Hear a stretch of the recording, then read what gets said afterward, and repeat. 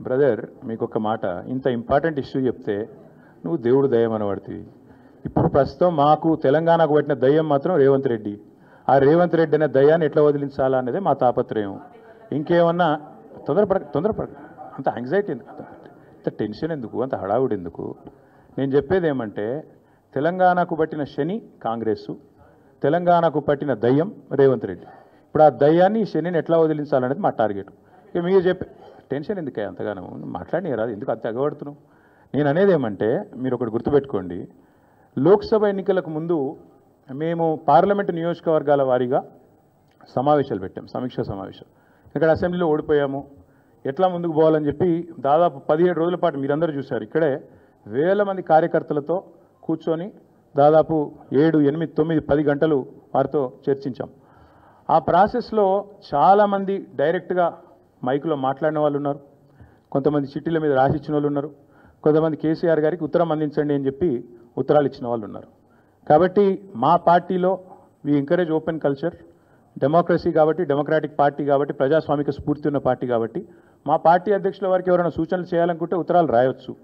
అదేదో చాలా గొప్ప విషయం అన్నట్టు మీరందరూ అంత బాధపడిపోవాల్సిన అవసరం ఏం లేదు. నేను అనేది ఏమంటే మా పార్టీలో డెమోక్రసీ ఉంది కాబట్టి మా పార్టీ అధ్యక్షుల వారికి మా పార్టీ నాయకులు ఎవరైనా సరే అప్పుడప్పుడు సూచనలు సలహాల రూపంలో లిఖితపూర్వకంగా ఇవ్వచ్చు, ఓరల్గా ఇవ్వచ్చు, రకరకాలుగా ఇవ్వచ్చు. అట్లాగే నేను ఒక మాట మాత్రం చెప్తాను, ఎవరైనా సరే పార్టీలో ఏ హోదాలో ఉన్నా కొన్ని విషయాలు అంతర్గతంగా మాట్లాడాల్సిన విషయాలు అంతర్గతంగా మాట్లాడితేనే బాగుంటుంది. పార్టీ ఫోరమ్స్ ఉన్నాయి, అధ్యక్షుల వారితో కలిసే అవకాశం ఉంది, లేదా ఆఫీస్ బేరర్స్ ఉన్నారు, కలిసి చెప్పుకునే అవకాశం ఉంది. కాబట్టి అంతర్గతంగానే కొన్ని విషయాలు మాట్లాడితే బాగుంటుంది. అది అందరికీ వర్తిస్తుంది, వీళ్ళకి వాళ్ళకని కాదు, అందరికీ వర్తిస్తుంది. తప్పకుండా ఎవరమైనా ఒకటే, ఈ పార్టీలో అందరం కార్యకర్తలమే, అందరికీ కూడా ఇదే సూత్రం వర్తిస్తుంది. కాబట్టి మీరు కూడా దయచేసి ఇంత ఇంపార్టెంట్ ఇష్యూ మాట్లాడితే దీని మళ్ళీ మీరు, నాకు తెలుసు మీ సంగతి, you are intelligent, unfortunately I'm also intelligent. కాబట్టి నేనేమంటానంటే మీరు ఏం పెడతారో, మీరు ఏం హెడ్డింగ్ పెడతారో తెల్లారు నాకు తెలుసు, మీ బాధలు కూడా నాకు తెలుసు, మీ మేనేజ్మెంట్లోకి ఉండే అవస్థలు నాకు తెలుసు, రేవంత్ రెడ్డి గారి ఒత్తిళ్లు తెలుసు.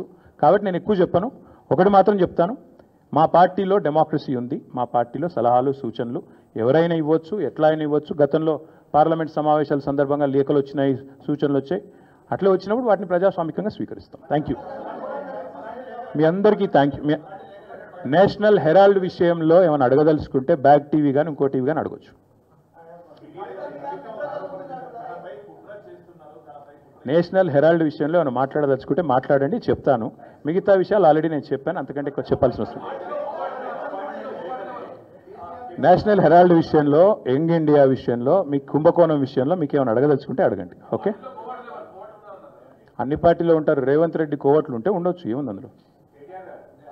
కోవర్ట్స్ విల్ ఎక్స్పోజ్ దెమ్సెల్స్, కొనిషం coverts will expose themselves in due course of time. ఎందుకు తొందర ఎందుకు? ఎస్ బాల్, yes, thank you. Finally yes, we'll wait for a month.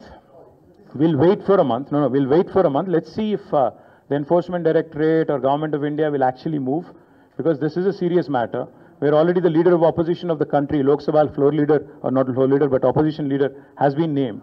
So therefore we'll have to wait and see what action they'll pursue if they don't, because not just Mr. Rahul Gandhi but Mr. Revanth Reddy, Mr. D.K. Shivkumar, many of them have been named, but so far everybody's been tight-lipped, both Government of India and also Mr. Revanth Reddy and Rahul Gandhi. So we'll wait to see what they have to say, what the agencies will do. Thank you.